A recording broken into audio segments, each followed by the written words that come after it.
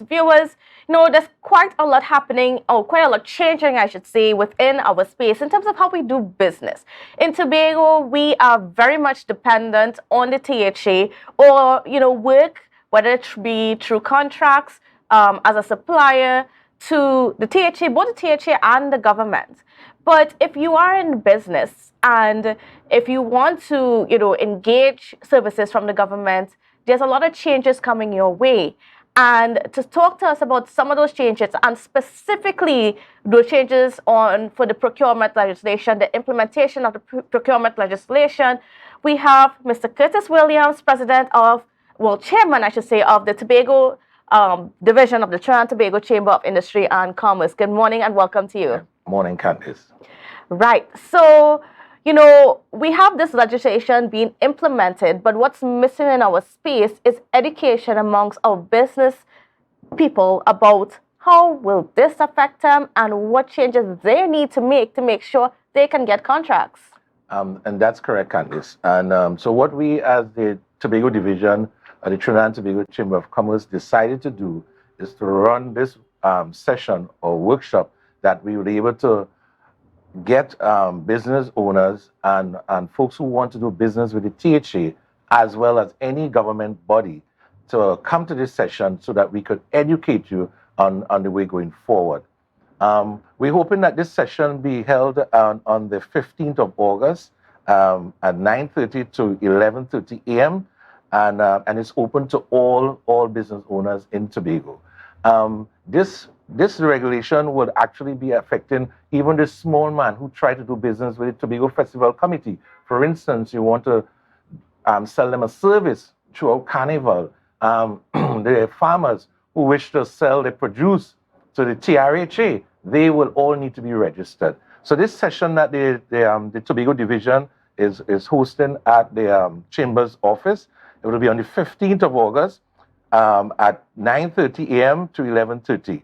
And it's important that we want all, and it's limited space available, so we want all business owners to come out to this session. It will definitely be a small fee for registration.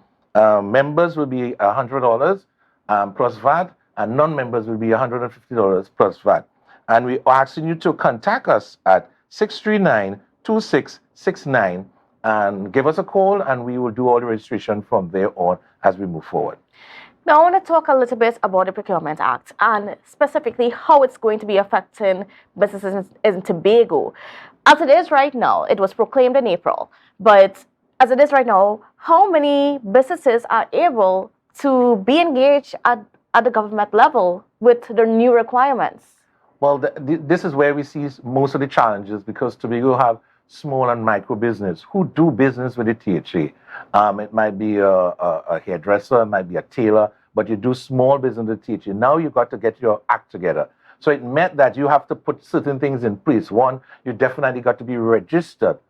And at this session now, because this session will be presented by the former chairman of the board of the Office of the Procurement Regulation, this is Mr. Lanchan.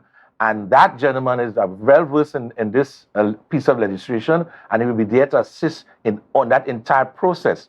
Now, this is the beginning. So from this session now, we will now take you one by one individually and take you through getting registered and pre-qualify as you go along. Some of the topics will be covered throughout this session is understanding the registration process, increasing understanding of various sections online on the online portal. And we want to, discover how to avoid unnecessary roadblocks assessing government contracts and bidding for goods and services. Discern the difference between registration and pre-qualification. And then we're going to go to the part of the knowledge of how to link the benefits of registration and compliance with the Act requirements. So this session is going to be really, really important. And I'm urging all Tobago business, small business, micro business, come out. We are limited spaces, and I want you to give us a call at 639-2669, or you can email us at tobagochamber@chamber.org.tt, and we will start the registration process there. Registration will be closed on the 11th of August, so we're asking you to please come in and register early. Now, Mr. Williams, could you tell me a little bit about, if How would this affect Tobagonians, to the business sector in Tobago, the private sector that has been challenged for several years? How would this affect if the business owners do not do the necessary and do not get registered and even pre-qualified? Yeah, definitely. Candice, what we realize is that if you in Tobago, because when the suppliers or the THA or the government is looking for suppliers, they're going to go into the registry. And if a Tobago-based company or business is not there, there's no way the THA or can engage you into any kind of goods and services, supplying goods and services. So it meant that you, which is small business in Tobago, you will be left out. And then another business, maybe in Trinidad, on the list, they will now engage the services for the THA. So you will be left out in all services that you previously had with the THA. So it's important that you understand that process. So we are asking you to come down so that we can start that conversation with you so you know where you lie in terms of your business and going forward with doing business with the government and the THA. Now, in terms of the amendments that were made in Parliament recently, we had Dr. Rami this morning on with Julian speaking about, some of the challenges with those amendments. What is the Chamber's position in regards to what happened during that special sitting? Well, yes, and Candice, what we see with the amendments, it was indicated that goods and services under $1 million, they were trying to see if they don't go through the process, which is a bit scary. But in coming out of that, you still will have to register. So even though you're trying to go wrong, you still have to register. So it's important that you understand that. So getting that knowledge of being under $1 million and you can engage in services, but you must be registered. So we are telling you, you definitely, and in the registration process, there are things that you need to do. You need to get your taxes paid. You need to get your NIS paid.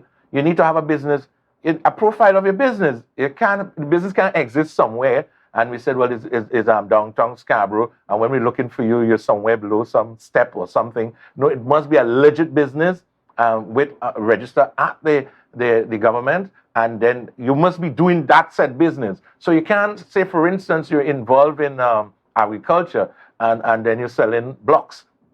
So there must be some correlation as to what's going on there. So it's important that you understand this entire process and you get yourself in a place of readiness, because sooner or later you will realize no business coming your way, it's because you're all gone. And that's the effect of it. Are you, as a chamber, concerned that Tobago can lose out? Yep, Candice, we're definitely concerned.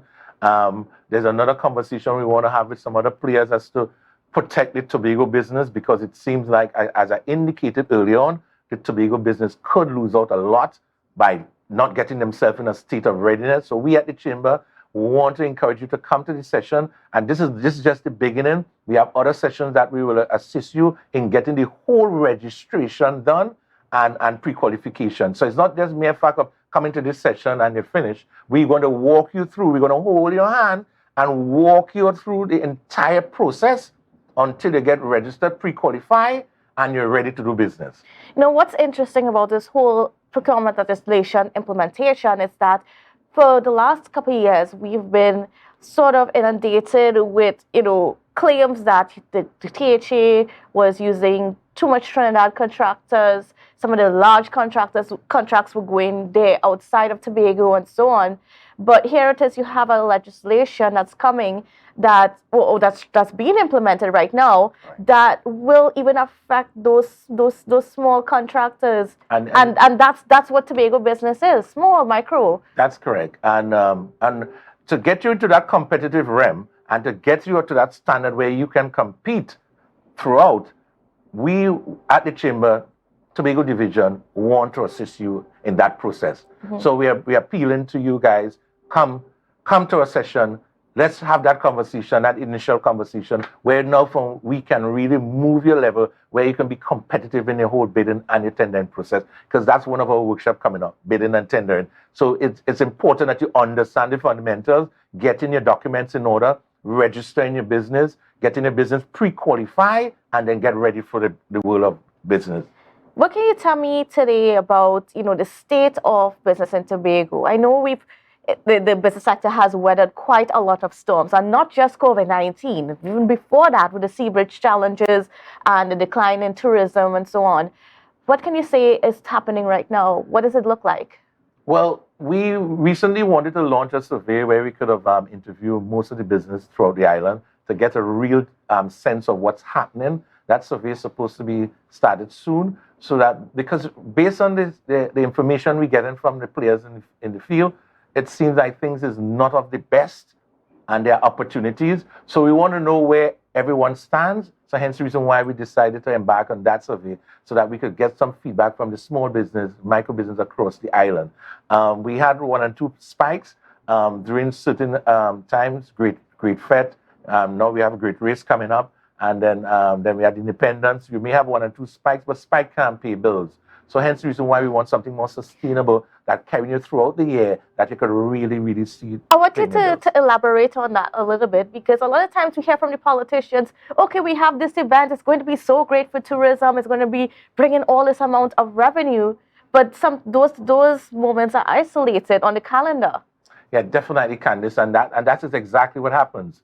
So we're seeing that again. Look like October Tobago Carnival is coming up, and then you will have a spike. So your sales may just hit you that spike, and you will feel excited, but after the Tobago Carnival, everything goes back to normal, and that's where the problem lies.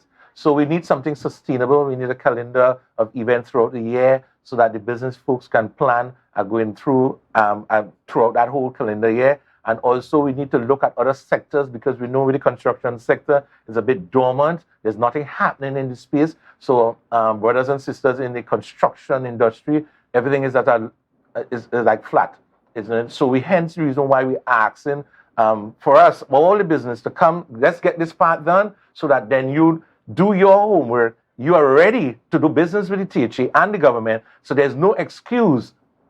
And the only excuse is that probably you get omitted for some reason or the other. Yeah. And, just circling back to this procurement legislation, I mean, if things are flat right now, as you say, I mean, there's not much happening in terms of the construction sector. And we know quite a lot of the major businesses in Tobago are hardwares. And that's another interesting thing that we don't really look at. But, what's going to happen if we don't get our house in order, so to speak? Well, it's a ripple effect, and we know the banks is not looking at us as a means of excitement. The banks decided to throw some programs. They did some programs for business, probably doing less than $500,000 a year, and a soft loan up to $100,000. But that's for that's for micro business. But for business who now coming out, then you definitely need to get your act together. The bank is not looking up. The appetite for the bank is not there. So hence the reason why we want to stimulate the banks and get the appetite there for them. One of the requirements is to get you on board, get you registered, and then from there we can move to the different spaces. We know the THA having challenges with funding, and a lot of our members are still there complaining about the slow receiving of any kind of payments from goods and services offered to the THA, and we see that happening in the space. The thing is that Kandace, and what dawned upon me is that I'm asking myself, if we used to be collecting taxes in Tobago as we ought to, we would really have some good funds here. Can you imagine if the businesses were paying their taxes as they ought to in the space? What would have happened? We might have been sending back money to Trinidad. So that's something that we should look at, and businesses contributing to Tobago by paying the taxes here, and it would really do a lot for us here in Tobago. And certainly even help the THA to help you guys. But, what's the conversation like at the chamber level in terms, because, a lot of the members of the chamber, one of the big players are the national companies who all pay their taxes, whether they have a branch in Tobago, it's a collective tax to the government. And it's not disaggregated for Tobago. Is there that conversation happening that perhaps maybe we should consider disaggregating it? Well, and it's a great idea, because we look at it, and I know for a fact that even some of the private businesses here on the island, they do all their accounting in Trinidad, and they pay everything in Trinidad, although they may have their offices here operating.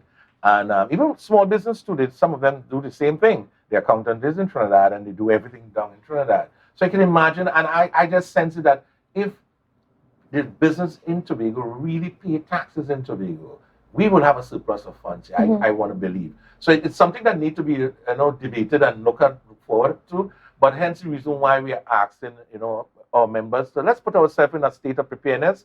So let's come out to this session and we could really educate you on the process, and then we could continue the education, because in my new term as the chamber chairman, I decided that education was the key to the success of businesses on the island. We have businesses that, as I indicated, not bankable. They're not doing the taxes right. They're not paying the relevant taxes. And so hence the reason why we said, okay, guys, come on board. Let's go through the process. Let's take you through the entire process, help you to develop as you go along. And we are so appealing to you to come out to this session. It's our first session of this, and we are so lucky to have Mr.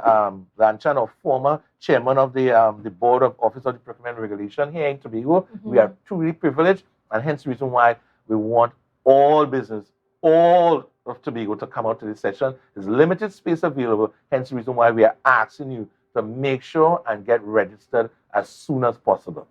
All right, well, thank you so much, Mr. Williams, for being on with us and for sharing that information.